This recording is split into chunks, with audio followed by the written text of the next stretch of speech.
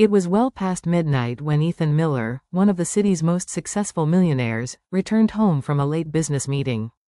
The mansion was quiet, the kind of quiet that echoed loneliness, despite the luxury that surrounded him.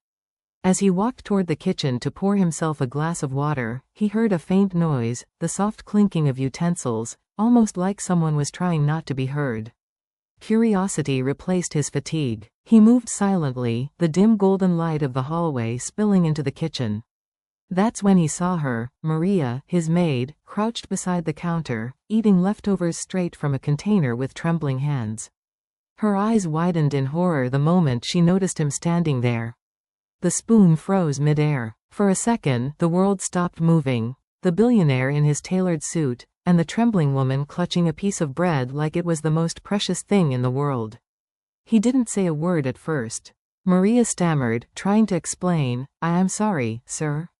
I didn't mean to. I'll clean everything up. I was just... But Ethan wasn't angry. What struck him was the look in her eyes, the kind of hunger that had nothing to do with food alone.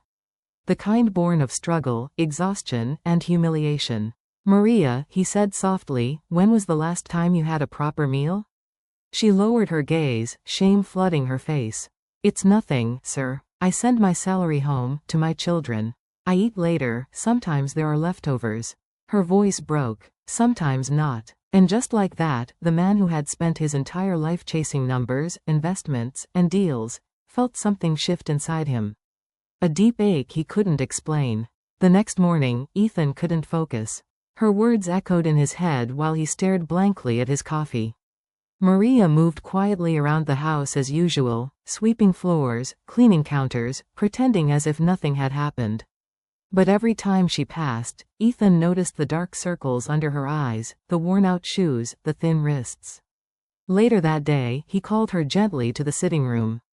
Maria, sit down. She froze. Sir, I'll stand. I have work to finish. Please, he insisted. Sit. She hesitated, then perched nervously on the edge of the couch. I want to ask you something, Ethan began. Why didn't you ever tell me you were struggling? I pay you well. Do you not receive your salary? Her fingers twisted the hem of her uniform. I do, sir. Every rupee. But I send it all to my children back home. Their school fees, medicines for my mother. I can't afford much for myself.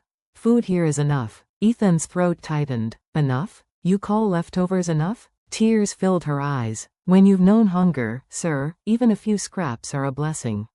That night, Ethan couldn't sleep.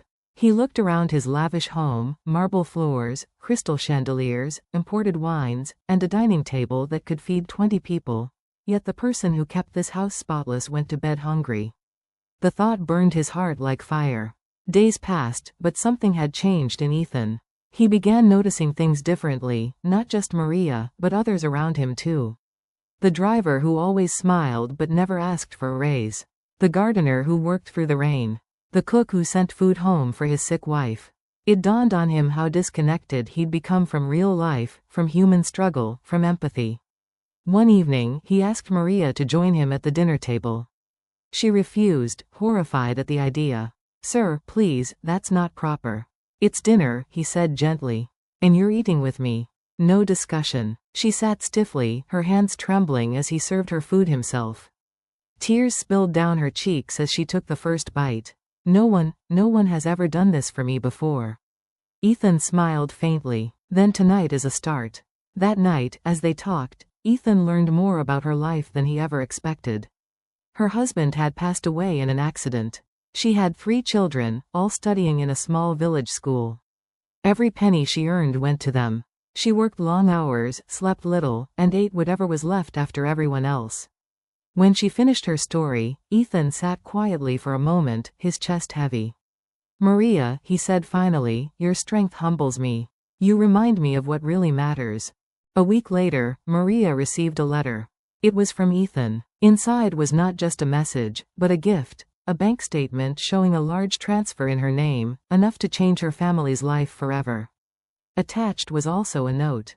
You taught me that wealth means nothing if it doesn't feed a soul. Go home, see your children, rebuild your life. When you're ready, come back, not as my maid, but as the head of my foundation. Together, we'll help others who know what hunger feels like. Maria's hands shook as she read it, tears blurring the ink. She couldn't believe it was real. When she went to thank him, Ethan simply smiled. "No one should have to hide to eat," he said softly. "Not in my house. Not anywhere." Months later, the Heart of Home Foundation opened, a charity feeding underprivileged workers and their families. And standing proudly beside Ethan at the opening ceremony was Maria, dressed in a new outfit, eyes bright, her children beside her.